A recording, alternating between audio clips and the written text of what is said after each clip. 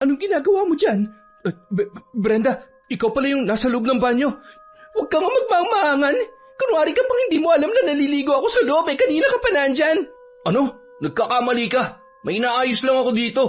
Sa tingin mo anong iisipin ko habang nandyan ka't halos mabali ang legs sa kasisilip sa butas na yan, ha? Napakabastos mo naman, Miguel. Hindi mo man lang ako iginalang bilang kapatid ng asawa mo. Hoy, magdaan-daan ka nga sa pananalita mo. Wala akong kinalaman sa butas na yan. Tinatapalan ko nga Malay ko ba naliligo ka pala? Sinungaling ka talagang hayop ka. Manyak, sisiguruhin ko makakarating kay ate ang ginagawa mo sa akin. At sa tingin mo paniniwalaan ka niya? Huwag kang ang tanga, Brenda. Mahal na mahal ako ng ate mo at magkakaanak na kami kaya sigurado ako na akong kakampihan niya. Paano kung sabihin ko na matagal ko nang napapansin na may ginagawa kang kagaguhan dito sa bahay, ha? Akala mo ba talaga hindi kita pagdududahan? Matagal ko nang napapansin na lagi kang nasa labas ng banyo tuwing naliligo ako. Kaya hindi na ako magtataka na matagal mo na akong binobosohan. Manyakis kang hayop ka! Taon 2012. Biliran. Tulad ng iba, biktima rin ng broken family ang magkapatid na Brenda at Elma.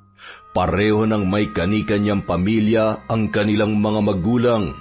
Ni minsan ay hindi man lamang sila kinukumusta ng mga yon. Sa loob ng mahigit 10 taon ay silang magkapatid lamang ang naging magkasangga. Mas matanda ng 10 taon kay Brenda ang kanyang ate Elma. Bata pa lamang ay malapit na sila sa isa't isa, kaya kahit nang makapag-asawa na si Elma ay hindi pa rin sila mapaghiwalay. Dahil marunong manahi si Brenda, yon ang ginawa niyang hanap buhay, gamit ang puhunan na pinahiram sa kanya ng kanyang kapatid. Gusto niyang makatulong sa mga gastusin kahit nasuportado naman ng asawa si Elma. Sa pagkakaalam niya, matagal pa bago umuwi ng Pilipinas si Miguel kaya silang dalawa lamang ang magkasama sa bahay. Ngunit kapag nakabalik na ang lalaki, pinaplano na rin niyang bumukod para sa pribadong pamumuhay ng mag-asawa. Sa edad na 29, hindi pa nagkakaroon ng nobyo si Brenda. Hindi siya nagpapaligaw at hindi rin siya nagpapakita ng interes sa kahit na sinong lalaki. May mga sumubok namang pumorma sa kanya noon pero hindi niya nakikita ang sarili na magkakaroon ng pamilya. Hindi maganda ang epekto sa kanya ng pagkasira ng pamilyang mayroon sila, kaya sinusuportahan na lamang niya ang kanyang kapatid. May tiwala naman si Brenda sa asawa ni Elma.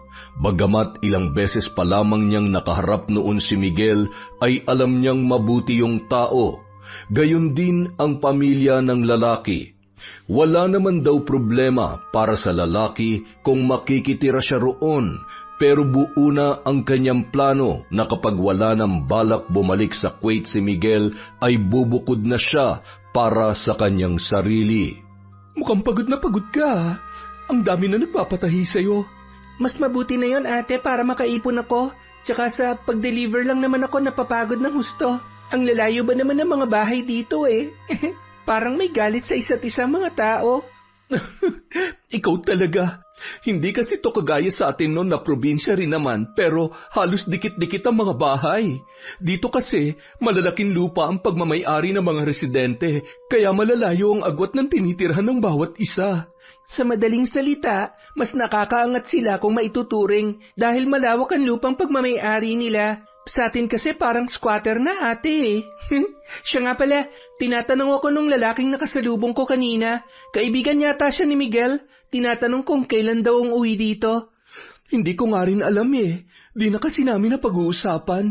Basta ang alam ko, saka na lang siya uuwi dito kapag tapos ng kontrata niya. Baka nga hindi na siya bumalik pagkatapos nun Aba, mukhang seryoso na talaga siya na makabuo na kayo Ganun na nga. Alam mo naman kung gaano ako kamahal ng asawa ko.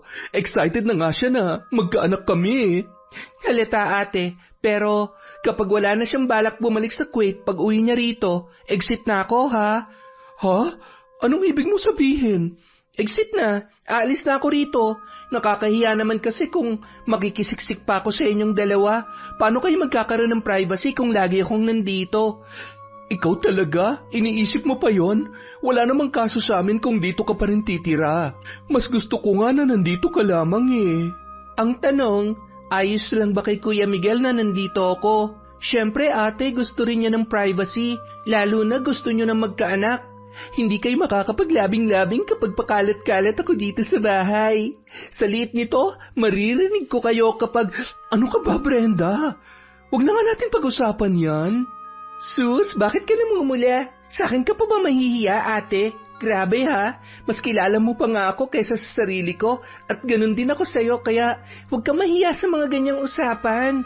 Nangyayari naman talaga yon sa totoong buhay. Paano tayo mabubuo kung di naglabing-labing si nanay at tatay noon, di ba? Kaya buti patigilan mo na yung hiya-hiya na yan.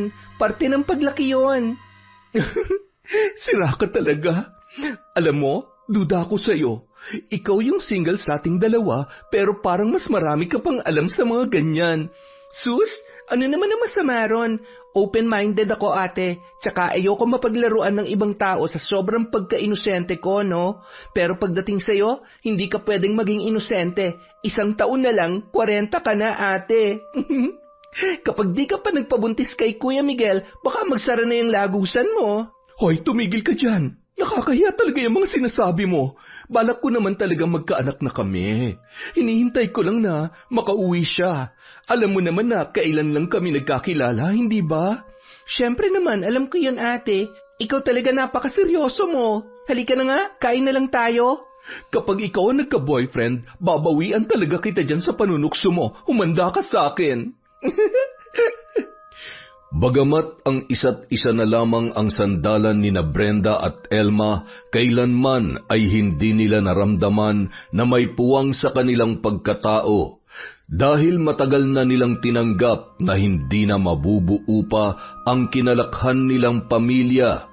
Wala na silang magagawa kung magkaibang buhay ang pinili ng kanilang mga magulang dahil nasa hustong edad na sila para magdesisyon kung ano ang kanilang magiging kapalaran.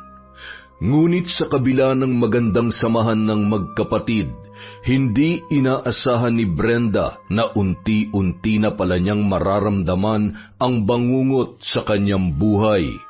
Kagagaling niya lamang noon sa paghatid ng mga tinahing kurtina at punda ng unan.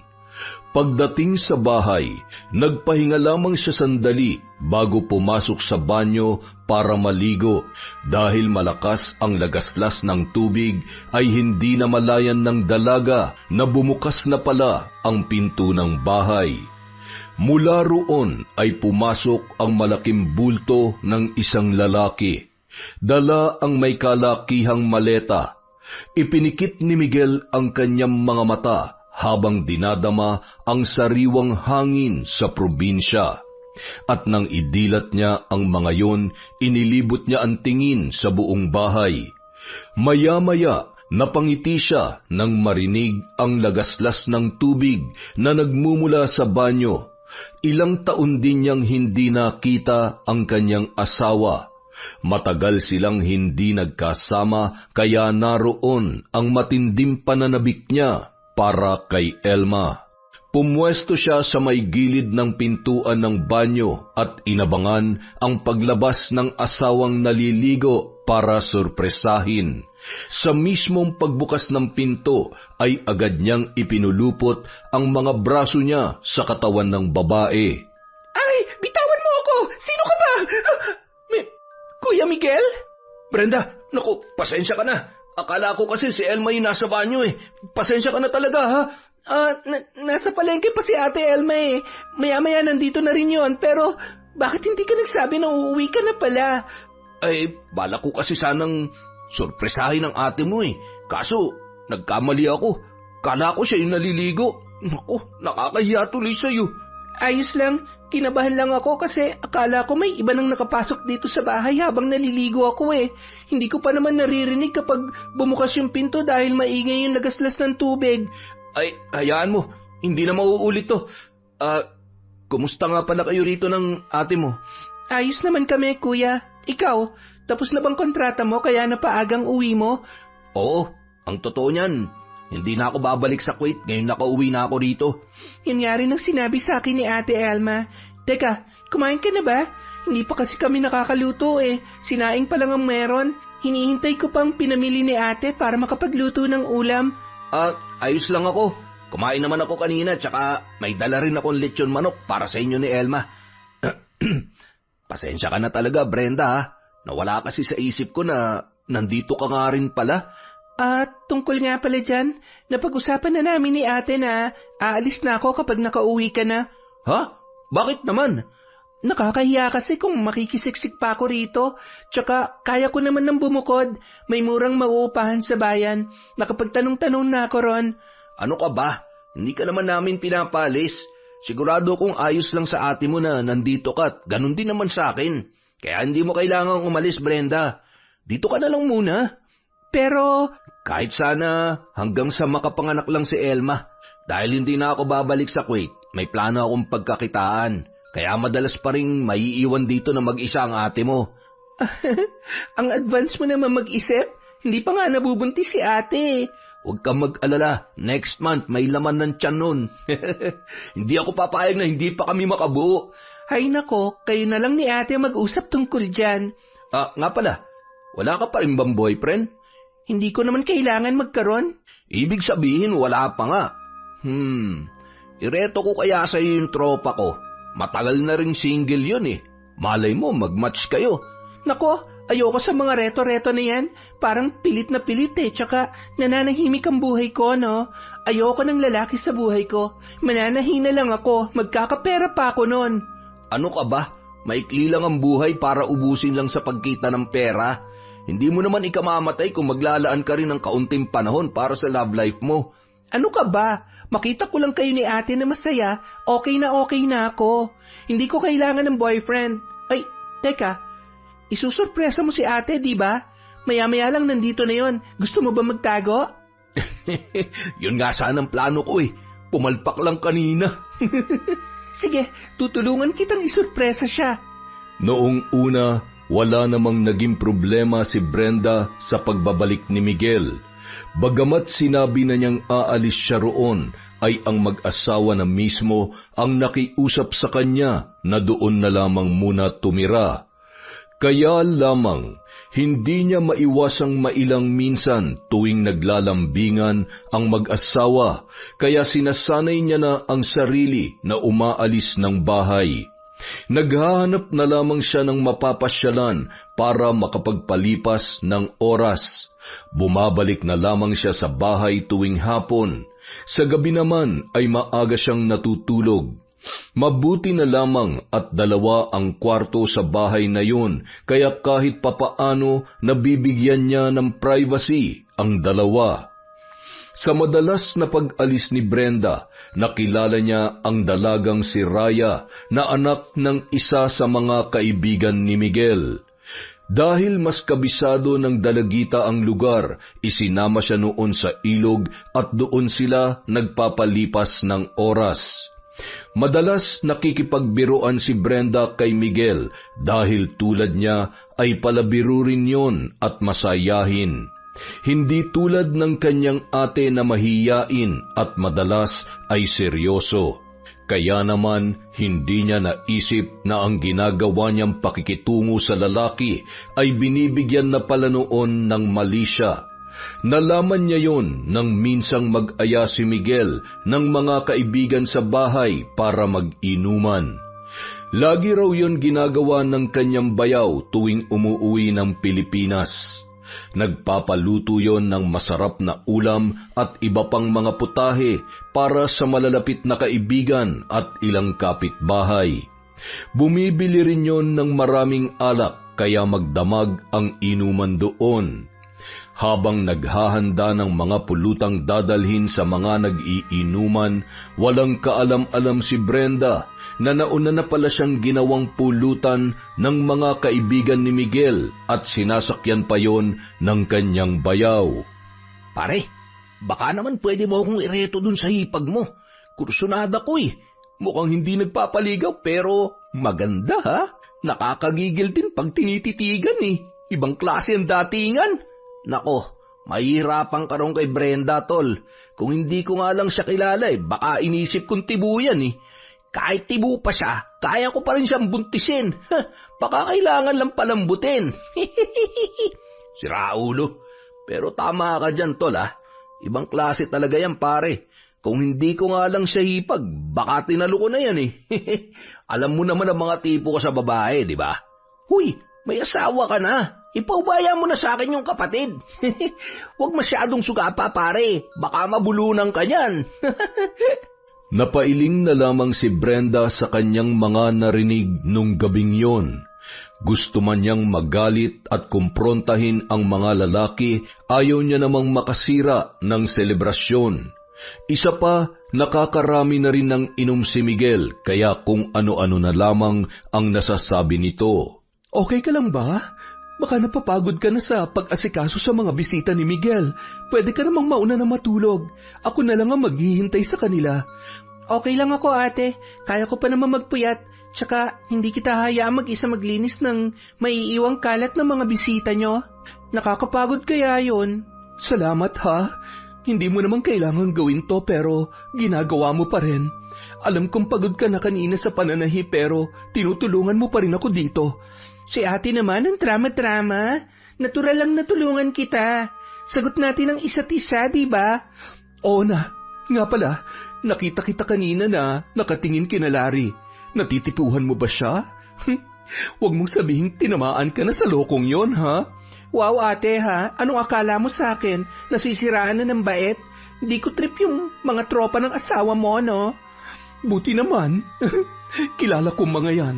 Hindi sila yung tipo ng lalaki na magseseryoso sa relasyon, kaya wag mo na lang silang pansinin. Si Kuya Miguel, ate, baka mahawa siya sa mga kaibigan niya. Matagal na sila magkakaibigan kaya hindi ko siya pwedeng bawalan na makisama kina Larry. Tsaka iba siya sa mga yan, kaya may tiwala ako sa asawa ko. Sa kabila ng sinabi ni Elma, ay hindi pa rin napigilan ni Brenda na mapaisip tungkol kay Miguel. Mukha namang matino at mabuting asawa ang lalaki, ngunit ang hindi niya maunawaan noon ay kung bakit may iba pa siyang pakiramdam sa kanyang bayaw. Mula nang marinig ni Brenda na pinag-uusapan siya ng mga kaibigan ni Miguel, hindi na nawala ang pagdududa niya sa kanyang bayaw. Ngunit dahil ayaw niyang pagmulan ng hindi pagkakaunawaan ng mag-asawa, ay hindi niya na lamang sinabi sa kanyang ate ang tungkol doon. Sinarili na lamang niya ang mga narinig, kahit na nabastos siya sa mga sinabi ni Larry nung gabing yon, na kinunsinti naman ng kanyang bayaw na si Miguel.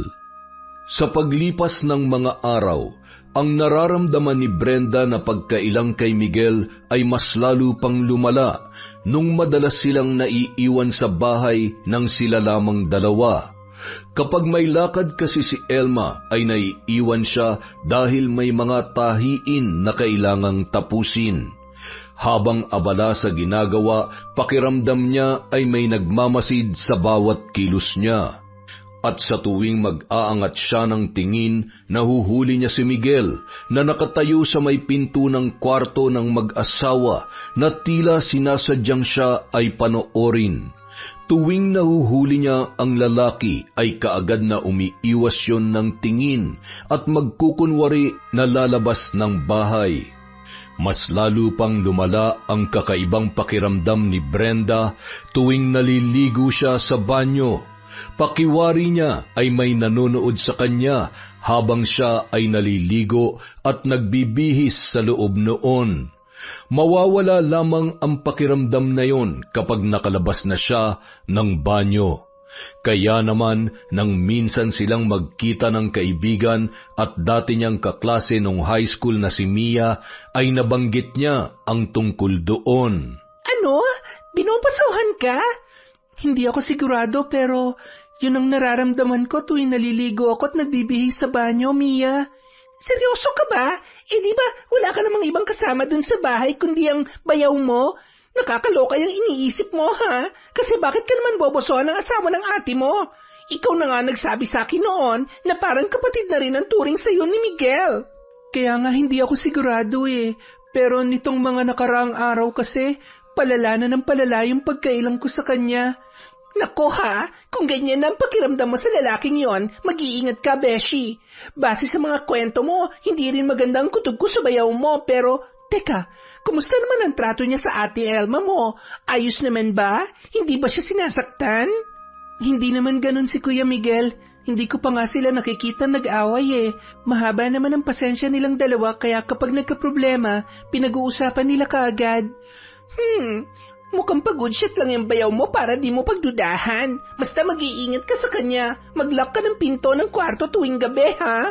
Yun na nga ang problema ko kasi yung kwarto lang nilang may lock sa pinto. Yung tinutulugan ko, kortina lang ang pangsara. Ay, hirap naman yan, Besh. Delikado ka talaga niyan. Babawan mo na lang siguro ang tulog mo. Huwag tulog mantika. Baka isang gabi, magising ka na lang na minamanyak ka na ng lalaking yon. Huwag naman sanang umabot sa ganon, Besh. Nire-respeto ko siya dahil mahal na mahal siya ng ate ko. Kaya nga kahit iba ng pakiramdam ko, hindi pa rin ako nagsasabi kay Ate Elma dahil alam kong masasaktan siya. Sakaling may gawing kalokohan si Bayaw. Kung totoo man ang sasabihin mo at may pruweba ka, mas mabuti nang malaman niya kaagad, Besh. Huwag mo nang hintay na mahuli pang lahat. Babae ka at dalaga pa, kaya dapat mong ingatan ang sarili mo. Hindi mo nga isinuko ang bataan sa kahit na sinong lalaki tapos mamanyaking ka lang ng bayaw mong yon? Aba, deserve niyang mataga. Taga agad? Oo, no? Para di natularan ng iba. Joke lang. Basta kung kakailanganin mong tulong ko, sabihan mo lang ako, Besha. Kahit ako mismo sumugod sa bayaw mo, gagawin ko para sa'yo. Di ikaw nang matapang. Pero salamat, Besha. Sa'yo ko lang talaga to nasabi dahil natatakot akong mahusgahan na mapagsasabihan ko pa. Huwag ka mag-alala. Kilala na kita noon pa, kaya alam kong hindi ka basta mag-iimbento lang ng kwento. Bahagyang nakahinga si Brenda matapos niyang masabi sa kaibigan ang nararanasan niya sa bahay. Ngunit ng mga sumunod na araw, mas lalong lumakas ang hinala niya dahil tuwing lalabas siya ng banyo ay palaging naroon si Miguel na parang naghihintay sa kanya. Doon na siya kinabahan.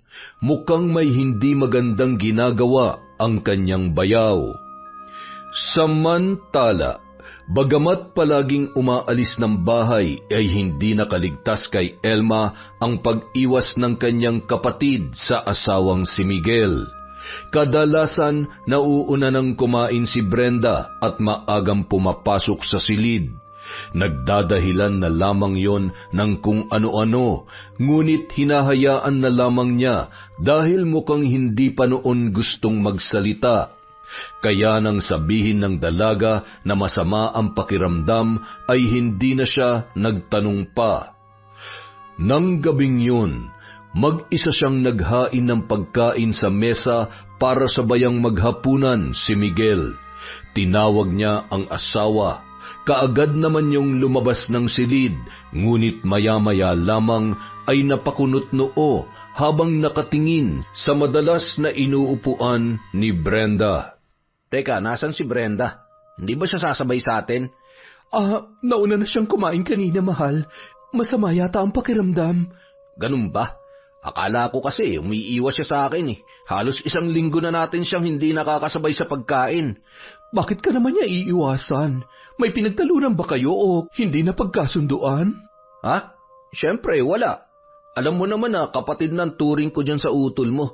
At kung magkakaroon man kami ng hindi mapagkakaunawaan, pag-uusapan namin agad yun para hindi na lumala pa. Mabuti naman kung ganon, mahal. Pero nag-aalala talaga ako sa kanya eh. Hindi naman siya ganyan dati. Ayaw niya rin namang sabihin kung anong nararamdaman niya. Baka kung ano na yun. Samahan mo kaya magpa-check up. Tatanungin ko siya bukas. Pero kung maayos naman ang pakiramdam niya, kakausapin ko na lang dahil baka may pinagdaraanan siya. Ang inaalala ko kasi, nabanggit niya na noon na gusto niya nang bumukod, pero nakiusap tayo sa kanya. Hindi kaya yun ang dahilan kaya parang nagtatampo siya sa atin? Ang mas mabuti pa, ako na lang munang kakausap sa kanya. Baka hindi niya lang kayang sabihin sa'yo dahil ate ka niya. Mahal na mahal ka ng kapatid mo kaya siguradong mahihiya yun magsabi sa'yo. O sige, ikaw na lang muna bahalang kumausap sa kanya. Pero kung ano man ang sasabihin niya, pwede bang ipaalam mo sa akin kaagad? Oo naman, kukumbinsihin ko pa siya na makipag-usap sa'yo. Maging si Miguel ay napapansin na rin ang ginagawang pag-iwas ni Brenda. May ideya na siya kung bakit yon ginagawa ng dalaga, ngunit ayaw niya ring tumigil sa kanyang ginagawa. Kaya naman ng hapong yon ay inaya niyang uminom ang kaibigang si Larry. Ngunit sa pagkakataong yon, dumayo siya sa bahay ng kaibigan para hindi marinig ni Brenda ang kanilang pag-uusapan. Himalat na isip mong dito tayo uminom sa bahay ko. Akala ko ipagyayabang mo na naman yung bago niyong sofa, kaya ka nag-aya eh. Sira ulo. Dumayo talaga ako rito dahil baka marinig ni Brenda ang pag-uusapan natin. Ha? Bakit? Tungkol saan bang pag-uusapan natin, tol? Sus, nagmamaang-maangan ka pa. Siyempre, yung paborito nating dalawa na tayo lang ang nakakaalam. Yung lihim nating pagnanasa dun sa hipag mo? Oo. Kumusta? May nangyari na ba sa inyo? Gago. Siyempre, wala pa. Hindi ko naman pwedeng basta-basta na lang galawin yung hipag ko, lalo na't laging nakabantay si Elma. Pero alam mo, tol, gigil na talaga ako sa kanya. Binubusuhan ko na nga tuwing naliligo eh. Ano? Naku pare, baka naman mahuli ka dyan sa ginagawa mo. Ang tanong, magpapahuli ba ako? Matinik yata tong kumpare mo, tol. Paano mo ba ginagawa yun? Inaabangan ko lang siya tuwing maliligo. Kabisado ko na nga kung anong oras siya pumapasok at lumalabas ng banyo eh. Minsan pa nga, dun siya nagbibi sa kwarto niya. Napaka-flawless pare. Sobrang kinis ng mga hita. Wala man lang kahit konting peklat. Medyo kinulang lang siya sa dibdib pero pwede na yun. Kaya naman pala mukhang solve ka eh. Hayaan mo sa susunod, doon naman tayo magiinom sa bahay. Kapag tulog na siya, ikaw na ang humusga. Alam mo kung anong suot niya kapag natutulog? Nakakamison lang, tol. Kung hindi nga lang nakakulambo yun, mas maganda sana ang view eh. Kailan tayo magiinuman sa bahay niyo, tol? Hindi na ako makapaghintay. Ngayon na kaya? Gago. Sa susunod na linggo. Tol, nang sumapit ang araw na yon, nagtagumpay sina Miguel at Larry sa kanilang pinaplano. Natuloy ang pag-iinuman nila sa bahay ng mag-asawa. Nagkataon pa na may sakit si Brenda, kaya maaga yung nagpahinga at napahimbing ang tulog. Habang abala sa pag-aasikaso ng pagkain si Elma, pasimpleng pumasok ng bahay si Larry. Halos buhatin na noon ang mga paa sa takot na makalikha ng ingay habang naglalakad patungo sa kwarto na tinutulugan ng dalagang hipag ng kanyang kumpare. Marahang hinawi ni Larry ang kurtinang tumatabing sa pintuan ng silid. Napangisi ang lalaki nang makitang nakahiga nga roon si Brenda at mahimbing na natutulog. Ngunit sa kanyang pagkadismaya, nakasuot ng mahabang pantulog ang dalaga, kaya wala siyang napala sa pagsilip doon. Napailing na lamang si Larry at napakamot ng batok. Akmang lalabas na siya ng silid nang makita niya ang mga nakasalansang damit ni Brenda. Napatangu-tangu siya habang nangingiti sa kanyang naisip. Lumapit siya sa kinaroroonan ng mga damit at kinuha ang pulang panloob ng dalaga bago umalis ng silid. Ngunit sa paghawi ni Larry ng kurtina, muntik na siyang mapasigaw nang makita na naroon si Elma. Anong ginagawa mo sa kwarto ng kapatid ko? Pasensya ka na, Mare. Hinahanap ko kasi yung banyo niya eh. Kwarto pala ito na pasukan ko. Ilang beses ka nang gumamit ng banyo rito. Hindi mo pa rin alam? Nandun sa may kusina. Hindi dito sa kwarto ni Brenda. Pasensya ka na talaga, Mare. Lasing na tong kwarto mo, tong kumpare mo eh. Pwede ba ituro mo na lang sa akin kung nasan yung banyo? Baka magkamali na naman ako ng pasukin eh. Sa susunod, huwag ka nang dadayo ng inom dito sa bahay kung hindi mo namang kaya yung sarili mo. Hindi ka pwedeng basta-basta na lang pumasok sa mga kwarto dito, lalo na sa kwarto ng kapatid ko. Konting respeto naman. Hindi umubra kay Elma ang pagdadahilan ni Larry dahil sa sinasabi niyang kalasingan. Kahit hindi pa tapos mag-inuman ay sinabihan na niya ang asawa na gusto niya nang magpahinga. Hindi naman yun nagustuhan ni Miguel dahil napahiya siya sa kaibigan na si Larry. Ano ba namang kabastusan yun, Elma? Nakita mo naman nagiinuman pa kami ng kumpare ko. Sinabi ko naman di ba, gusto ko na magpahinga. Napagod ako maghapon sa paglilinis ng bahay at pamamalengke. Hindi pa ba sapat na dahilan yon? Ang sabihin mo, ayaw mo lang na nagiinuman kami rito. Bakit? Ikaw na ba magdedesisyon ngayon sa pamamahay na to? Baka nakakalimutan mo, Elma. Pero akong pinampatayo nito, kaya ako dapat ang masunod. Ano? Asawa kita, Miguel. Hindi kita amo para sundin lahat ng gusto mo. Kung asawa rin ang tingin mo sa akin, dapat nakikinig ka rin sa opinyon ko. At inaalam mo rin kung sang-ayon ba ako sa ginagawa mo. Kung ganyan ka mag-isip, ano ba ako sa bahay na to, ha? Ang dami mong dada. Nagiinuman lang naman kami. Dati naman namin ginagawa to Bakit ngayon ka lang nagre-reklamo ng ganyan? Pwes, kung magiinuman kayo, siguruhin mong alak lang ang pakay ng kumpare mo. Anong ibig mong sabihin? Ha? Nakita ko si Larry na pumasok sa kwarto ni Brenda. Tama ba yun? Ano? Teka, baka naman nagkamali lang ng pinasukan. Sabi niya kasi kanina magbabanyo siya. Ilang beses na ba siyang nakapunta dito sa bahay, ha? Ilang beses na ba siyang gumamit ng banyo rito? Imposible magkamali siya, Miguel. Ano ba? Ano bang gusto mong palabasin? Na sinadyang pumasok ni Larry sa kwarto ng kapatid mo? Ano naman ang gagawin niya ron? Aba, malay ko. Pero isa lang ang malinaw sa akin. Mali ang ginawa niya. Kahit nga ikaw na may-ari ng bahay na to, hindi ka pwedeng pumasok sa kwarto ni Brenda. Lalo na kung natutulog siya ron at walang kamalay-malay. Siguro naman ngayon naiintindihan mo na ang pinupunto ko. Matapos ang pagtatalong yon, ilang araw na hindi nag-usap ang mag-asawa. Hindi rin nagkikibuan ang mga yon, kaya nakahalata na rin si Brenda na wala pa ring alam sa nangyayari. Ate, ayos lang ba kayo ni Kuya? Parang di kayo nagkikibuan Kaninang umaga, di rin kayo sabay kumain. Nag-away ba kayo? Nagtalo kami nung nag-inom sila ni Larry dito. Bakit naman? Nanggulo ba si Larry? Hindi naman. May hindi lang ako nagustuhan. Ay, basta ikaw, lagi ka mag-iingat sa mga taong nakakasalamuha mo, ha? Huwag ka masyado magtitiwala kahit gaano mo pa sila kakilala. Bakit bigla ka naging ganyan, ate? May nagbabantaan na ba sa buhay ko na hindi ko alam?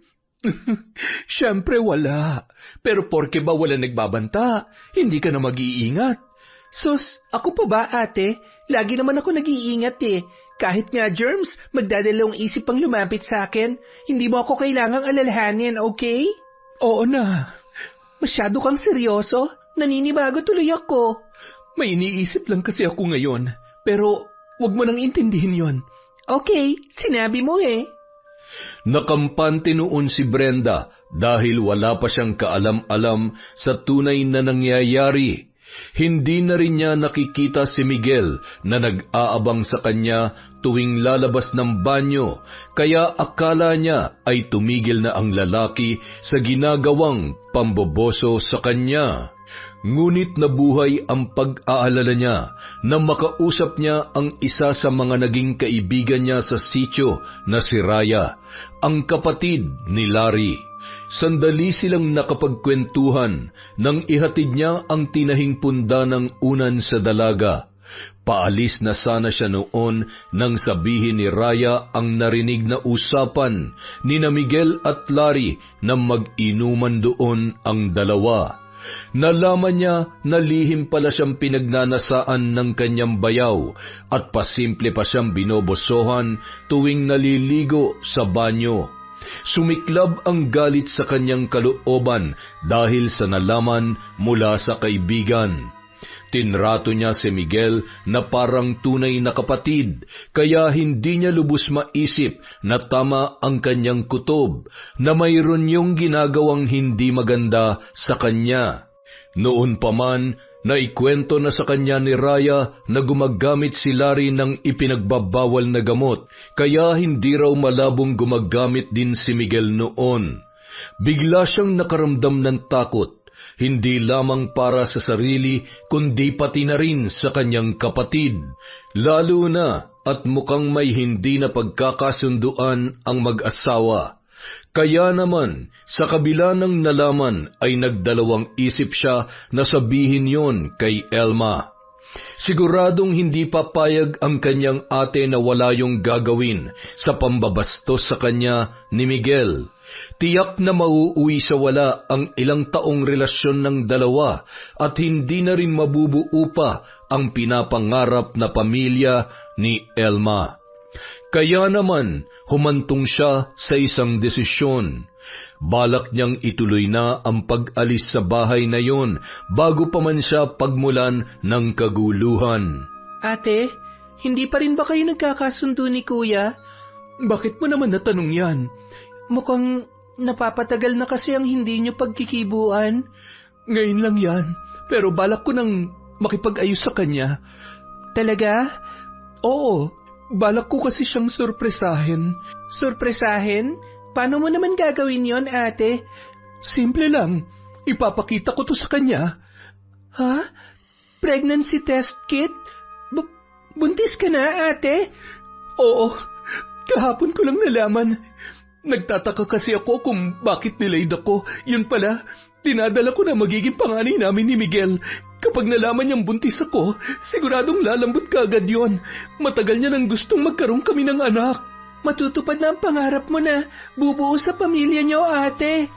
Oo, pero kahit magkaroon pa ako ng maraming anak, gusto ko, nandito ka lamang sa tabi ko, ha?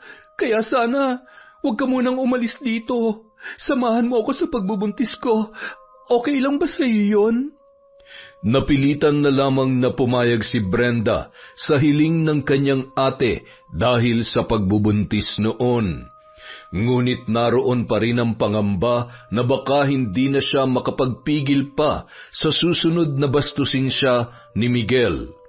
Kung noon ay maaga siyang naliligo, hinihintay na muna niyang umalis ng bahay ang kanyang bayaw bago niya yun gawin. Hindi na rin siya nagsusuot ng kamison tuwing natutulog. Pinalitan niya na yon ng mahabang damit para hindi na magkaroon pa ng dahilan ang lalaki na gawan siya ng masama. Lumipas ang mga araw, gumana naman ang diskarte ni Brenda. Hanggang isang araw, hindi niya akalain na aabot pala sa sukdulan si Miguel, matapos ang ilang araw na paglayo sa kanya. Nang araw na yun ay umalis si Elma para makipagkita sa kaibigang magbibigay ng mga pinaglumaang damit at mga lampin ng anak. Wala rin noon sa bahay si Miguel dahil may inaasikaso raw na racket, kaya siya lamang ang naiwan doon. Kampante siyang lumabas ng silid at naligo ng matagal sa banyo. Hindi niya namalayan na nakabalik na agad ng bahay ang kanyang bayaw at natsyempohan siyang muli na naliligo. Habang nasa loob at nagbubuhos, biglang natigilan si Brenda nang muli na namang mag-iba ang kanyang pakiramdam. Napakurap-kurap siya habang marahang pinipihit ang gripo. Inabot niya ang tuwalya at mabilis na ibinalot ang kanyang katawan. Nang masigurong natatakpan niya na ang kanyang kabuuan, ay mabilis niyang binuksan ang pinto ng banyo. At mula roon ay kitang-kita niya si Miguel na halos mabali na ang leeg sa kasisilip sa maliit na butas sa plywood na dingding ng kanilang banyo. Nakaluhod pa noon sa sahig ang lalaki dahil naroon ang maliit na butas.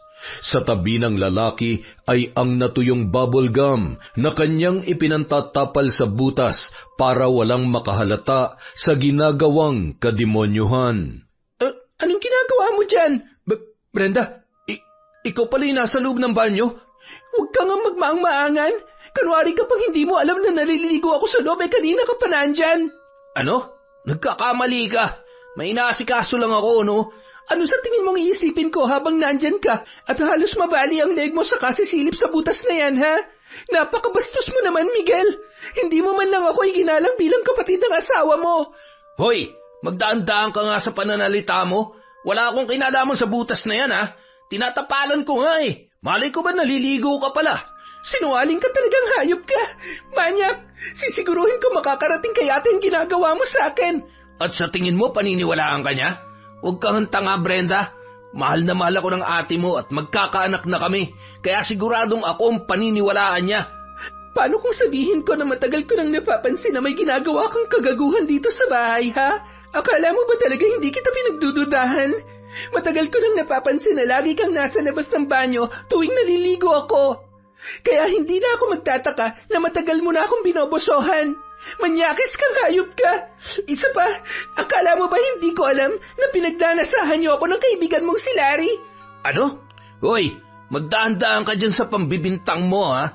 Pwede kitang ireklamo. Paninirang puri na yan. Hindi yan paninira. May nakarinig sa inyo na manyakis mong kaibigan habang nag-uusap kayo sa inuman. At talagang pinagplanuhan pa akong pasukin ng hayop na yon sa kwarto ko para lamang mamboso. Wala kang pruweba sa mga sinasabi mo, kaya manahimik kang babae ka. Hindi na napigilan ni Brenda ang galit kay Miguel, kaya nasampal niya ang lalaki.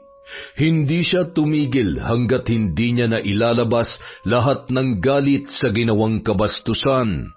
Sinalag naman yon ng kanyang bayaw. Hindi siya ginantihan, ngunit hindi pa rin inamin ang ginawang kamanyakan laban sa kanya.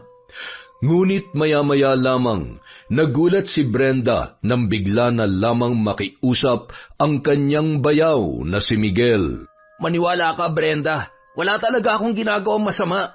Nakikiusap ako sa iyo. Huwag mo nang banggitin sa ate mo ang nangyari. Alam mo naman buntis siya, hindi ba? Panganay namin ang dinadala niya. Ayokong may masamang mangyari sa mag-ina ko kapag pinagtalunan namin ng tungkol dito. Hindi naman ito mangyayari kung naging matino ka lang sana. Pero wala eh. Choice mo na maging manyak. Wala namang nag-utos sa'yo na mambosa sa akin pero ginawa mo pa rin. Ibig sabihin lang nun, ginusto mo yon, Miguel. Kaya wag mo nang palabasin na parang kasalanan ko pa kapag may nangyari sa magiging anak niyo ni ate. Kailangan niyo malaman ng kamanyakan mo. May asawa ka ng tao pero hindi mo pa rin kaya magpakatino. Parang awa mo na, Brenda. Patawarin mo na ako. Nagmamakaawa na ako sa'yo. Huwag mo lang sabihin sa ate mo ang nangyari. Ang kapal naman ang mukha mo na hilingin sa akin yan.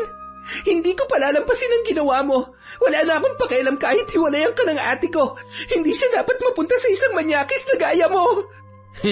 Hindi ka rin talaga madalas sa pakiusap eh, no? Sige, kung hindi talaga kita mapapakiusapan, wala na akong magagawa kundi gawin ang susunod kong plano. Anong plano yung sinasabi mo? Ha? Kapag nagkabukuhan na, hindi ko hayaang may iba pang makaalam ng tungkol sa pagnanasa ko sa'yo. Kita mo na, inamin mo na rin ang... Sandali, di pa ako tapos. Kapag sinabi mo sa ate mong tungkol dito, papatayin ko siya at isusunod kita. Huwag ka maingay, sa atin lang yun, ha. Kaya kung gusto mo mabuhay pa ng matagal at maging masaya si Elma, itiko mo yung bibig mo. Kung hindi mo na ako kayang makasama sa bahay ko, pues, lumayas ka na lang. Total naman matanda ka na para makitira pa rito. Di ba? Biglang nakaramdam ng takot si Brenda sa pagbabanta ni Miguel. Sa itsura at sa pag-uugali ng lalaki ay hindi malabong magawa nga noon ang pumatay ng tao. Kaya naman, kahit labag sa kalooban ay nagdesisyon na lamang siya na hindi na banggitin pa kay Elma ang nangyari. Ginawa niya yon alang-alang sa kanyang kapatid at sa pamangkin niya na hindi pa nasisilayan ang mundo. Maayos na lamang siyang nagsabi na gusto niya ng bumukod dahil may ina-applyan siya na trabaho sa bayan. Talaga bang aalis ka na? Kailangan na ba talaga? Pasensya ka na, ate. Kailangan ko na talagang lumipat eh. Tsaka hindi na rin magandang nakikitira pa ako dito sa inyo. Ayoko naman nang madagdagan pa yung utang na loob ko sa asawa mo, ate. Ha? Teka, siya bang dahilan kaya ka aalis? Hindi, ate. Ayoko lang na may marinig ako pagdating ng araw. Kaya Inuunahan ko na. Naisip ko kasi na baka akong dahilan kaya kayo nagtatalo ni Kuya. Baka gusto niyang makapagsolo na kayo rito. Ano ka ba naman? Hindi naman yun ang dahilan. Kahit na ate, kailangan ko na talagang gawin to. Huwag ka mag-alala, bibisitahin pa rin naman kita rito kahit sa sentro na ako nakatira. Nasa isang bayan pa rin naman tayo, di ba? Sige na nga. Basta mag-iingat ka ron, ha? Oo naman. Matanda na kaya ako. Kaya ko ng sarili ko, ate. Kaya ikaw, ang sarili mo at ang magiging anak nyo naman ang isipin mo, okay?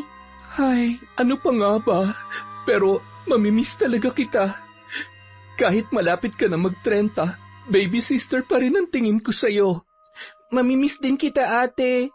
Pero konting tiis lang muna, ha? Isipin mo na lang, parte ng pagtanda ang paghihiwalay nating dalawa.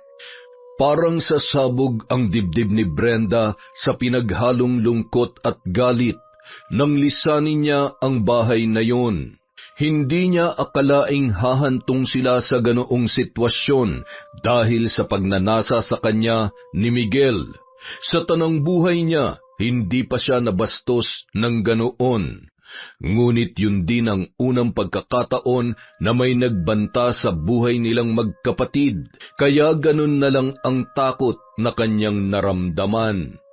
Pansamantala muna siyang nakituloy sa bahay ng kaibigan niyang si Mia na isa ring single mom. Walang ibang kasama sa bahay ang babae kaya kaagad siyang tinanggap nang sinubukan niyang makituloy doon. Uy Mia, maraming salamat sa pagpapatuloy mo sa akin dito ha. May pera naman akong pangrenta pero di rin naman madaling makahanap ng malilipatan eh. Sus, kahit nga dito ka na tumira eh. Makakatipid ka pa. Wala naman akong ibang kasama rito, tsaka hindi ako nagpapapunta ng mga lalaki sa bahay kaya safe na safe ka. Pero nakakahiya naman. Hay nako, mahiya ka kung magiging pabigat at palamunin ka lang dito. Sa pagkakakilala ko naman sa'yo, masipag ka at magaling makisama kaya ayos lang sa akin. Pwede ka magambag sa kuryente at tubig. Sa pagkain, ikaw nang bahala sa sarili mong budget. Kung gusto mong magluto ng sarili mong pagkain, walang problema sa akin. Medyo mapili kasi ang anak ko, kaya alam mo na. Naiintindihan ko naman yon. Pero sige, kung talagang okay lang sa'yo na nandito ako, hindi na ako maghahanap ng mauupahan. Kung gusto mo, ako na lang ang kunin mong labandera. Hindi na ako magpapabayad dahil libre naman ang pagtira ko dito. Gaga, pinatuloy kita rito dahil kailangan mo ng matutuluyan at gusto ko rin magkaroon kami ng kasama na mapagkakatiwalaan ko. Hindi ako naghahanap ng labandera, oy. Una sa lahat, si nanay ang naglalaban ng mga damit namin dahil buwan-buwan ako nag-aabot sa kanila. Kaya hindi mo kailangang isipin ang mga labahin namin. Sarili mo na lang ang asikasuhin mong lukaret ka, ha? Pero nahihiya talaga ako sa iyo eh. Kung habang buhay kang mahihiya, baka wala ka na talaga maging kaibigan. Pero teka nga, bakit bigla ng pag-alis mo?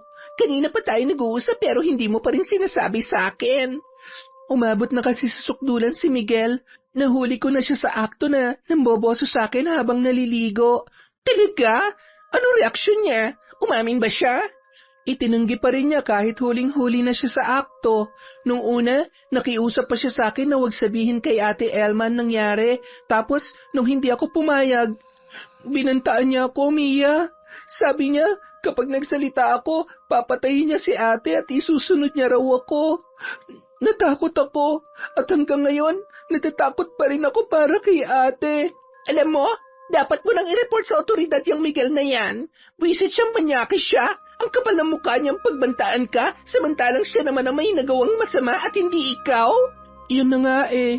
Gustong-gusto kong may gawin ako para turuan siya ng leksyon pero hindi pwede dahil mapapahamak si Ate Elma. Wala pa siyang alam sa nangyayari. Maselan din kasi ang pagbubuntis niya kaya baka makasama pa sa kanya kapag nalaman niyang kamanyakan ni Miguel. Ang hirap naman yan, Besh. Grabe, kung ako nasa sitwasyon mo, makukulot talagang lahat ng buhok ko sa katawan. Masyadong komplikado eh. Buhay ang nakataya. Hindi ko naman kasi lubos akalain na ganong klase palang lalaking napangasawa ng ate ko. Kung mas maaga ko lang sanang nakilala ang ugali niya, inilayo ko na sa kanya si Ate Elma. Ano nang plano mo niyan? Mananahimik na lang muna ako. Maghihintay ako ng tamang pagkakataon para mailayo si ate sa hayop na Miguel na yon. Nagdesisyon si Brenda na tanggapin ang alok ni Mia, na doon na lang muna siya tumira sa bahay ng kaibigan para hindi na siya gumastos pa ng renta. Mabait naman at marunong yun makisama, kaya wala siyang naging problema. Mabuti na lamang nadala niya ang mga gamit niya sa pananahi, kaya naman nakapagsimula siyang muli. Tinulungan siya ng kaibigan na magkaroon ng mga bagong customer. Ang kinikita niya roon ay hinahati niya sa pang-ambag sa mga gastusin sa bahay at sa ipon niya para sa kanila ni Elma. Ngunit habang nag-iipon si Brenda at sinusubukang mamuhay ng tahimik kahit malayo na sa kanyang kapatid, dumating naman sa kanya ang isang masamang balita. Nang umalis siya sa bahay ni Miguel, ay ibinigay niya ang cellphone number niya kay Raya para makibalita sa nangyayari sa kanyang ate. Halos araw-araw siyang nakakatanggap ng balita mula sa dalaga, ngunit sa pagkakataong yon, tila huminto sa pagtibok ang kanyang puso nang malamang wala na ang kaisa-isa niyang kapatid. Kaagad siyang nag-empake ng ilang pirasong damit at pinuntahan ang bahay nina Elma at Miguel. Nang makarating siya roon, ay sumalubong sa kanya ang malamig na bangkay ng kanyang ate. Huli na pala nang malaman ni Raya ang tungkol doon dahil nakaburol na si Elma nang dumating siya sa bahay na mag-asawa. Kung saan-saan kita hinanap para ipaalam sa iyo na wala na ang ate mo, pero hindi ko alam kung saan ka pupuntahan. Anong nangyari sa kanya? Bakit siya namatay, Miguel? Binangungot ang ate mo, Brenda. Pagising ko, hindi na siya gumagalaw sa higaan namin. Akala ko nga masama lang ang pakiramdam niya, pero nung damhin ko ang pulso niya, doon ko lang nalaman na wala na siya. Wala na ang asawa ko. Wala na rin ang magiging anak namin. Ang sakit, Brenda. Napakasakit.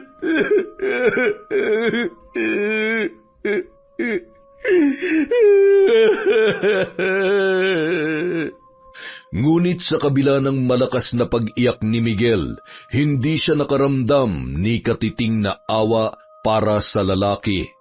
May kung ano sa loob niya na wari nagsasabi na hindi niya yun dapat kaawaan.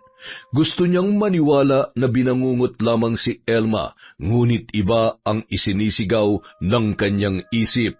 Lalo na nang mapansin niya ang pasa sa may kaliwang braso ng kanyang ate na mukhang sinadyang itago. Naikuyom niya ang mga kamao dahil sa namumuong galit.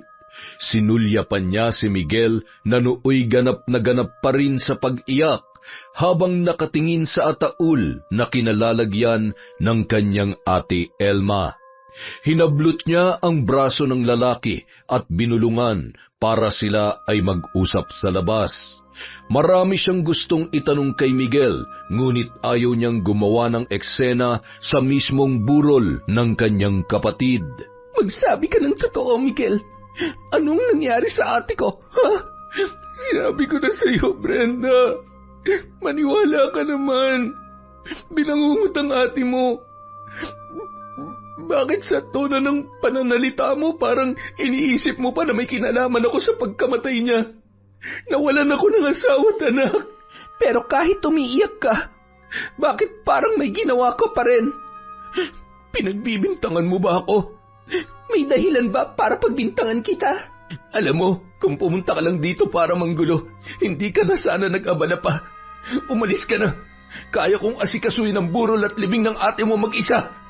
Nakita ko may pasa si ate Elma sa braso. Anong ginawa mo sa kanya, ha? Sinasaktan mo ba siya? Wala akong ginagawa sa ate mo. Buisit ka. Huwag mo akong akusahan ng mga bagay na hindi ko namang ginawa. Hindi pa kita inaakusahan, Miguel. Nagtatanong pa lang ako. Pero sa pagsagot mo sa akin, parang pinapahalata mo na rin na guilty ka sa pagkamatay niya. Mag-iingat ka sa mga sinasabi mo. Baka may kalagyan ka. Sa pagkakataong yun, Hindi na nagpadala pa si Brenda sa pagbabanta ng kanyang bayaw. Batid niya na may itinatago ang lalaki, kaya nanatili siya sa bahay na yon para malaman kung ano ang tunay na dahilan ng pagkamatay ng kanyang kapatid. Tumulong siya sa pag-aasikaso sa mga nakikipaglamay.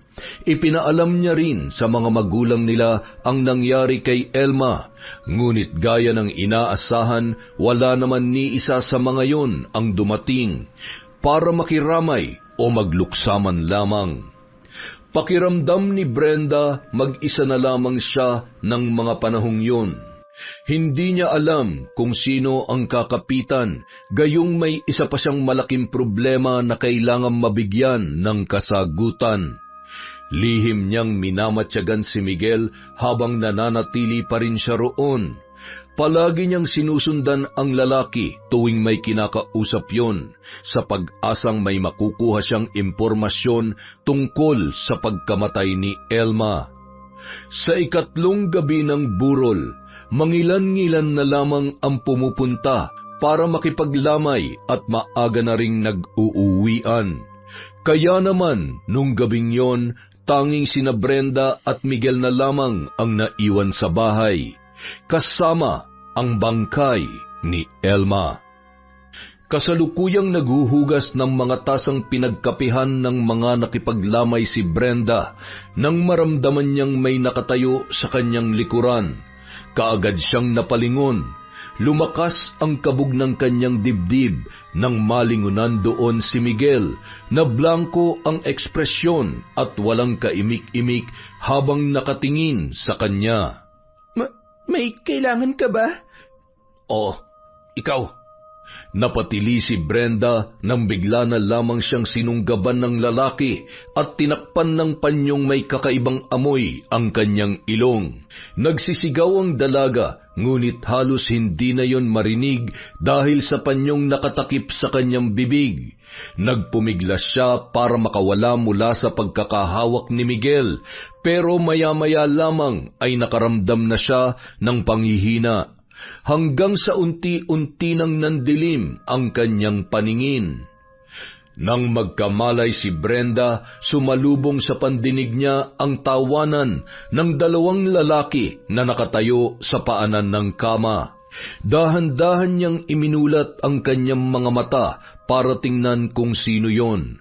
Ganoon na lamang ang takot na kanyang naramdaman nang makita sina Miguel at Larry na parehong walang pang itaas at nakasuot na lamang ng panloob sa ibabang bahagi ng katawan habang naninigarilyo sa loob ng kwarto ni na Miguel at Elma. Nang ilibot niya ang kanyang paningin, sa kanya lamang napagtanto na nakagapos ang magkabila niyang kamay sa itaas ng katring kanyang kinaroroonan. Wala na siyang kahit isang saplot sa katawan at may busal din ang kanyang bibig, kaya hindi niya magagawang sumigaw para humingi ng tulong. Kaagad niyang ipinikit ang mga mata nang dumako ang tingin sa kanya ni Larry, sa takot na may gawin sa kanya ang lalaki kapag nalaman na nagkaroon na siya ng malay. Hindi niya alam kung anong nangyayari at kung bakit siya nakagapos sa kama. Ang huling naaalala lamang niya ay nung tinakpan ni Miguel ng panyo ang kanyang ilong bago siya nawalan ng malay. Ngunit nung mga oras na yon, isa lamang ang malinaw sa kanya. Walang magandang gagawin sa kanya ang dalawang lalaki na noon pa ay may lihim na pagnanasa sa kanya. Tirahin mo na yan, pre. Mas magandang laban kung pareho tayong may amats mamaya habang ine-enjoy natin ang katawan ni Miss Beautiful. Nakakagigil, pre. Sariwang-sariwa. Pero, teka, paano ka nakakasigurong wala pa nakakagalaw dyan kay Brenda? Wala pa siya nagiging boyfriend. Tsaka, may pagka-conservative ang isang yan, kaya sigurado ako, birhin pa yan, tol. Kaya nga sabik na ako eh. Hindi pa ako nakakatikim ng virgin. Tsaka pala, hanggang kailan mamburol ni Elma? Hanggang bukas na lang, tol. Kaya nga ngayon na natin gagawin ng plano dahil siguradong aalis na si Brenda kapag nailibing na ang kapatid niya. Ano ba kasi nangyari sa asawa mo? Binangungot nga, tol. Hindi nga. Paala ka kung ayaw mo maniwala. Sa pagkakakilala ko sa'yo, hindi talaga ako maniniwala, tol. Huwag kang matakot. Magkasangga naman tayo noon pa, kaya kahit ano pang gawin mo, walang ibang makakaalam kundi tayong dalawa lang. Gusto mo ba talaga malaman, tol? Oo, bakit nga ba siya namatay? Nung lumalaki na yung tiyan niya, hindi niya ako pinagbibigyan na may mangyari sa amin. Hinahayaan ko na nga nung una, pero nitong nakaraang linggo lang, bigla niyang binuksan ang usapan tungkol sa ginawa mong pagpasok sa kwarto ni Brenda. Noong nagiinuman tayo, tol, ilang beses na namin pinagtalunan yun eh. Pinagsabihan ko na siya pero hindi nakinig sa akin eh. Kaya yun, nakatikim ng bugbog. Kaya lang, nitong huli, hindi niya nakinaya. Nung hindi niya ako pinagbigyan habang init na init ako, tinakpan ko ng unan yung mukha niya hanggang sa hindi na siya makahinga. Pinalabas ko na lang na binangungot siya, kaya ayun, absuelto ako, tol. Ibang klase ka talaga, pare. Ang galing mo. Pero pasensya ka na, nakadagdag pa ako sa problema mo, ha? Di mo kailangang alalahanin yon, tol. Di ba't ako nga mismo nagsabi sa'yo na pasukin mo yung kwarto ni Brenda? Malas mo nga lang na wala ka na pala. Pero ngayong gabi, tol, siguradong hindi na ako uuwing bigo. Nang gabing yun, walang kalaban-labang hinalay ni na Miguel at Larry na nooy parehong nasa impluwensya ng alak at ipinagbabawal na gamot ang nakagapos na si Brenda. Tanging pag-iyak na lamang ang nagawa ng dalaga habang pinagpipiestahan ng mga walang hiya ang kanyang inosenteng katawan. Akala ni Brenda papatayin siya ni na Miguel at Larry matapos siyang pagsamantalahan. Ngunit laking gulat niya nang kalagan siya ni Miguel at pinagbihis pa habang nagsusuka sa labas ang kaibigang kasabwat sa ginawang panghahalay sa kanya. Magbihis ka at umalis ka na rito. Kapag nakabalik si Larry, siguradong hindi ka bubuhayin ng isang yon. Pero tandaan mo, wag na wag kang magsusumbong kahit kanino dahil kahit bangkay na ang ate mo, hindi ko pa rin siya patatahimikin. Hindi mo na makikita ang katawan niya. Napakasama mo talagang demonyo ka. Di naman. Kita mo naman pinapalaya kita kaya may natitira pa rin kabutihan sa akin. At ano, utang na loob ko pa to sa'yo? Hayop ka, Miguel. Napakababoy niyo ng kaibigan mo. Shhh! Oo na. Baboy na kung baboy. Demonyo na kung demonyo. Pero pwede ba tsaka ka nalang mag-emote? Unahin mo ng paglalakad palabas ng bahay kung gusto mo pa mabuhay. Huwag kang mag-alala. Tuloy ang libing ng ate mo. Kung gusto mong makipaglibing, wala namang problema. Pero siguruhin mo lang na hindi ka magpapakita, ha? Nang mga sandaling yon, mas gugustuhin na lamang ni Brenda na kasamang ilibing ng kanyang kapatid. Pakiramdam niya wala na siyang dahilan para mabuhay pa dahil sa ginawang panghahalay sa kanya ni na Miguel at Larry. Ngunit nang maalala niya ang ginawang pagpatay ni Miguel sa kanyang ate ay sinikap niyang makalayo roon. Kailangan niyang mabigyan ng hustisya ang kaisa-isang kapatid dahil hindi yun magkakaroon ng kapayapaan hanggat hindi nagbabayad ang salarin sa nangyari. Bagamat hirap na hirap, pinilit niyang tumakbo papalayo sa bahay ni Miguel. Anumang oras ay maaari siyang masundan ni Larry. Sigurado siyang hindi nagbibiro ang bayaw nang sabihing tatapusin siya ng lalaki. Sa pagmamadali dahil sa pinaghalong takot at kagustuhang makalayo, hindi napansin ni Brenda ang matandang babae na nakasalubong niya sa kalsada.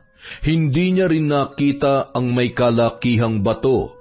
Napatid siya roon at bumagsak sa lupa. Napaigik ang dalaga nang maramdaman ang matalas na batong halos bumaon sa kanyang balat dahil sa lakas ng kanyang pagkakabagsak.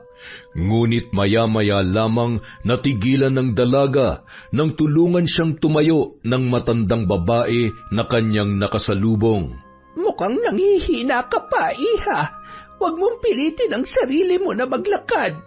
Malayo pa ang iyong lalakarin. Lumalalim na rin ang gabi. Saan ka ba pupunta? Kailangan ko pong makalis dito. Tulungan niyo po ako. Nanganganib po ang buhay ko, parang awan niyo na po. Halika, ikawit mo ang braso mo sa balikat ko at aalalayan kita. Malayo-layo pa rito ang bahay ko pero maaari kitang tulungan sa paglalakad para hindi ka gaanong mahirapan. Ligtas ka roon, iha. Maraming salamat po. Hindi ko na po alam kung saan ako pupunta at kung kanino ako hihingi ng tulong. Hindi na po ako pwedeng bumalik sa pinanggalingan ko dahil sasaktan po nila ako. Huwag kang mag-alala, iha. Tutulungan kitang makaalis dito kapag maayos na ang kalagayan mo.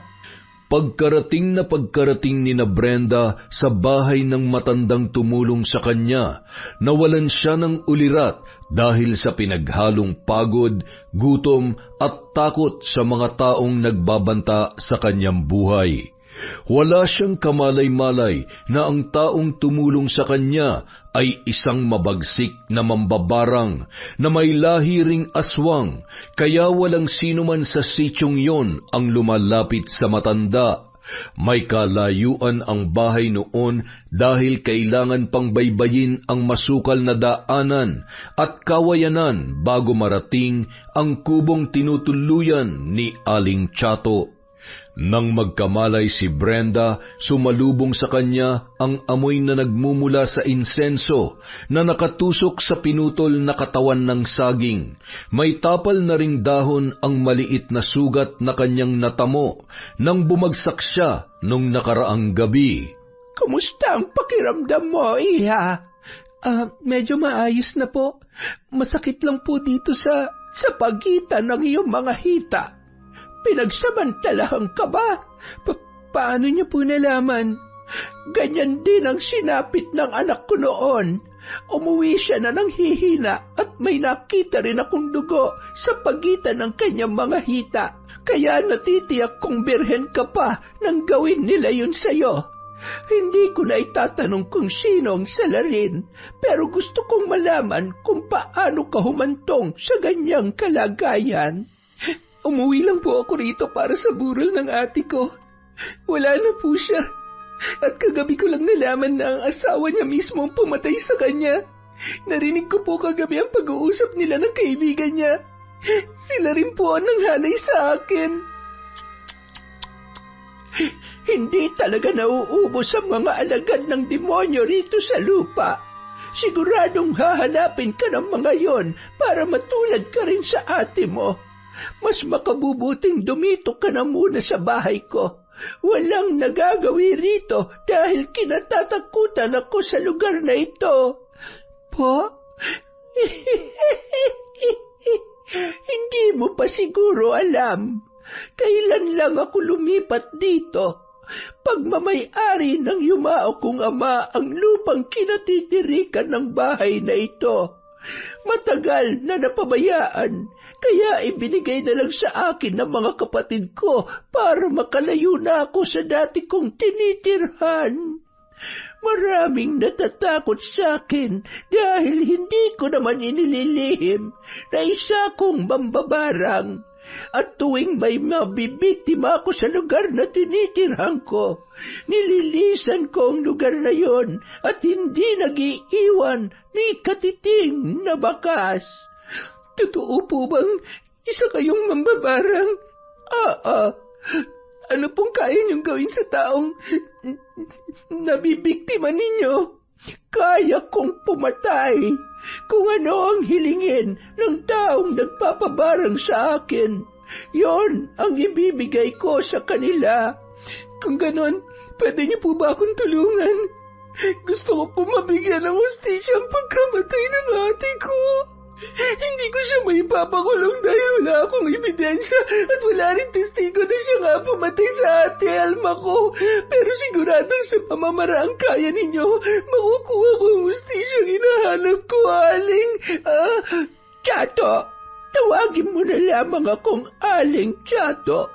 Ilan ang taong nais mong gantihan? At ano sa tingin mo ang dapat nilang kahinatnan? Gusto ko silang makitang ibinabaon sa hukay sa karumal-dumal na kalagayan. Napangisi ang mambabarang sa sinabi ni Brenda. Pagsapit ng gabi, hindi na nag-aksaya pa ng oras ang matanda. Inilabas noon ang itim na librong nakabaon pa sa likod ng bahay, gayon din ang ilan pang mga gamit sa pambabarang. Pagpatak ng 7:00 ng gabi, kalat na ang dilim sa paligid.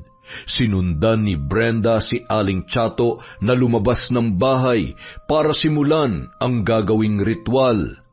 Mula sa kanyang kinatatayuan, kitang-kita niya ang malapad na bato kung saan ipinatong ng matanda ang mga kagamitan. Isa-isa noong sinindihan ang mga itim na kandila na may itim na usok na lumalabas. Nagsitayuan ang balahibo ng dalaga nang makita ang unti-unting pagkabuo ng nakakakilabot na imahe sa usok na nagmumula sa mga kandila. Hindi niya mawari kung kawangis ba yon ng tao o ng mabangis na hayop. Maya-maya, napaatras ang dalaga nang makarinig ng alulong ng mga aso mula sa di kalayuan. Nagsisimula na ang sumpa. Wala na silang kawala. Yun ang unang beses na nakita ni Brenda kung paano isinasagawa ang sagradong ritual ng pambabarang.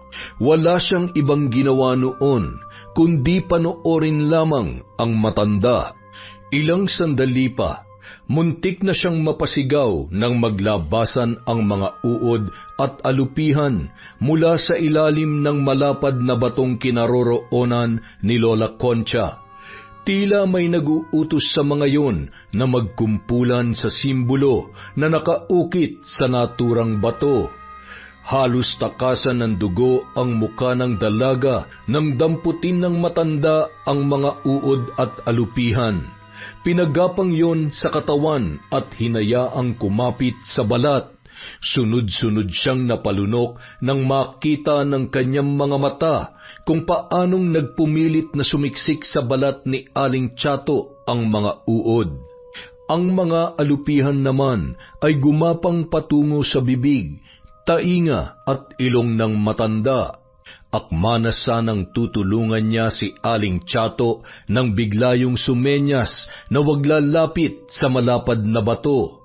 Nagtataka man na natili na lamang si Brenda sa kanyang pwesto. Makalipas ang ilan pang minuto, muling nanlaki ang kanyang mga mata nang lumabas ang mga uod at alupihang pumasok sa katawan ni Aling Chato at parang bulang nawala sa kanyang paningin. Teka, saan po nagpunta ang mga yon? Bakit biglang nawala? Napangisi naman si Aling Chato. Ngayong gabi ay tutungo na sila sa bago nilang pugad upang magparami.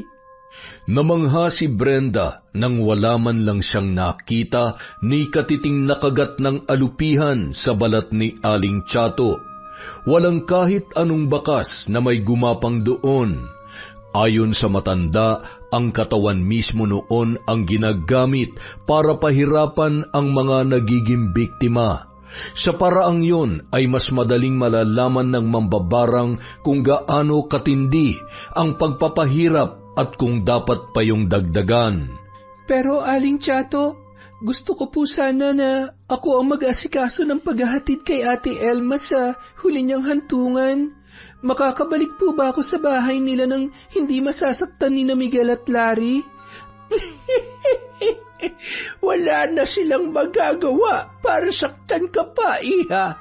Sa mga oras na ito ay wala na sila sa bahay na yon dahil sa takot na may makakita sa kahindik-hindik nilang itsura. Kinabukasan, laking pagtataka ng mga nakikipaglibing nang hindi pa rin lumalabas ng bahay si Miguel. Dumating na rin doon ang mga tauhan mula sa punerarya para isakay ang ataul sa karong gagamitin sa pagdadala ng bangkay sa huli nitong hantungan. Nagkakagulo na ang mga tao sa labas nang dumating si Brenda. Nagdahilan na lamang siya na bumalik muna sa inuuwian niya sa bayan para kumuha ng ilang gamit. Inusisa siya ng kanilang mga kakilala kung nasaan si Miguel. Ngunit nagpanggap na lamang siya na hindi niya alam na umalis pala ang kanyang bayaw. Itinuloy na lamang niya ang pagpapalibing sa kapatid ng araw na yon nang hindi inaalala pa ang kanyang bayaw. Isa sa mga nakikipaglibing ay si Mia. Bakas ang pag-aalala sa mukha ng kanyang kaibigan nang muli silang magkita matapos niyang i-text ang pangahalay sa kanya ni na Miguel at Larry. Sigurado ka bang hindi na sila susulpot dito? Baka mamaya bigla na lamang silang sumugod para patayin ka. May tiwala ako kay Aling Chato. Sigurado kong ginawa niya ang lahat para mabigyan ng hustisya ang pagpatay ni Miguel sa ate ko at sa pangahalay nila sa akin. Saka ko na lang sila haharapin pagkatapos ng libing. Matapos ihatid sa huling hantungan si Elma, muling bumalik sa sitio si Brenda para ayusin ang mga naiwang gamit ng kanyang kapatid. Inayos niya ang mga damit at inilagay sa mga kahong binili niya. Ilang sandali pa, napasinghap siya nang makita ang isang plastik na naglalaman ng tig-100 piso. Nang buklatin niya yon ay tumambad sa kanya ang kapirasong papel. Binuksan niya yon at binasa ang nakasulat. Nagngilid ang kanyang mga luha dahil sa mga nakasaad doon. Para sa pinakamamahal kong kapatid.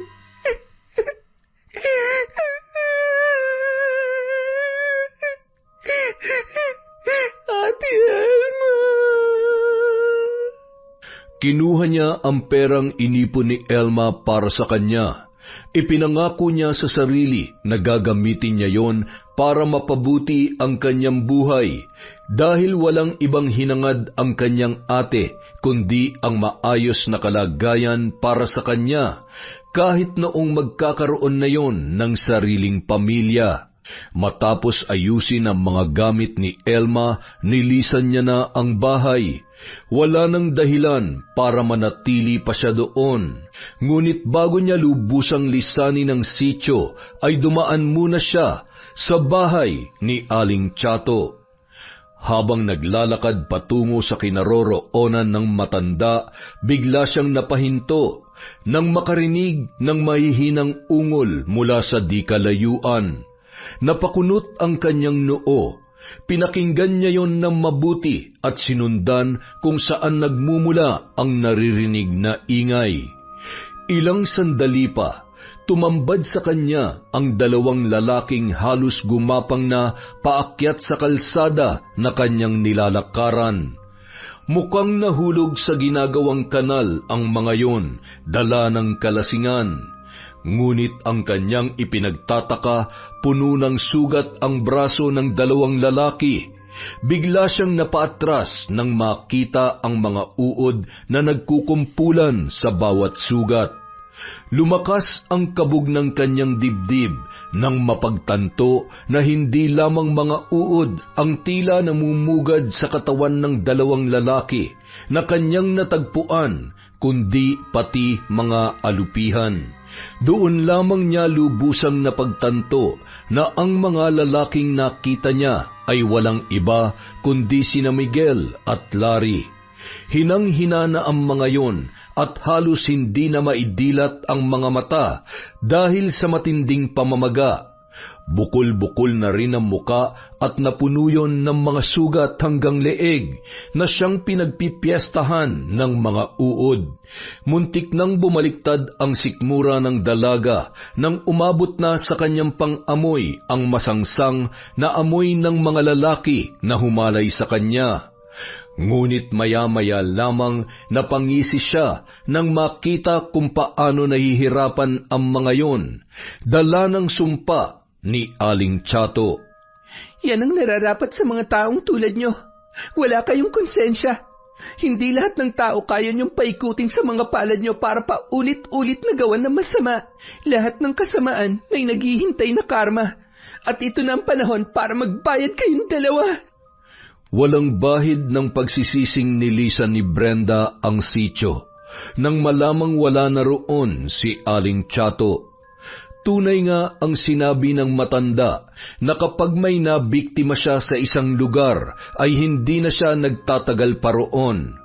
Walang iniwang bakas si Aling Chato, ngunit malaki ang pasasalamat niya dahil kahit bigo siyang mabigyan ng hustisya ang nangyari sa kanila magkapatid sa pamamagitan ng batas na pantao, nakamit naman niya yon sa tulong ng itim na mahika na siyang pinakamatinding karma ng mga tao na may atraso sa kanila. Bumalik sa bayan si Brenda at nagsimula ng panibagong buhay.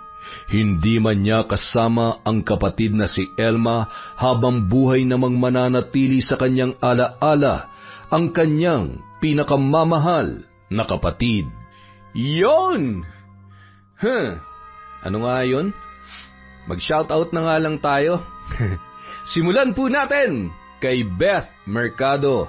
Hi din po kay Desiree De Los Santos, kay Jerlyn Arbado, kay Jerlyn Batal, kay Milrose Galvez, kay Baby Dang Cordero. Hi din po kay Diana Shaira M. Baringel. Hi po kay OFW TikToker. Hi kay Edith De Lima, kay Lady Dam, Teresa Liorca, kay Rosalie Bang from Bukidnon. Hi din po kay Selena Libona, kay Joel Marasigan, kay Jelana Amanda, kay Cleo Abalos, Kim Bara. Hi po kay Eunice Sagaledo family from Babes. Hi kay Cherry Corralde, kay Leonila Mempin. Shout out kay Abigail Garcia, kay Rosana Kaufman, kay Dizon Nena. Hi kay Susan Manalo, kay Lian Manicane, kay Manisan Mamot Mapadtaya, kay Maria Jeline Canto. Hi kay Sherilyn Villaruel. Hi din po kay Elizabeth Dungka, kay Gay Somodio, kay Virginia Belay. Happy birthday po kay Mark Allen Kulit. Pasensya na po kung na-late si Kaenteng sa pagbate from Len Elizaga. Hi din po kay Alona Kisim. Hi kay Rosemary Laudencia, kay Arlene Torquisa, kay Judith TV 17, Purificacion Pasinoble, Carlota Gonzalez, kay Edemy De Goma. Hi kay Hannah, Aubrey, Nico, JD, Xavier, Santi, Carmela, Gab at Kendra from Leia Gawaran.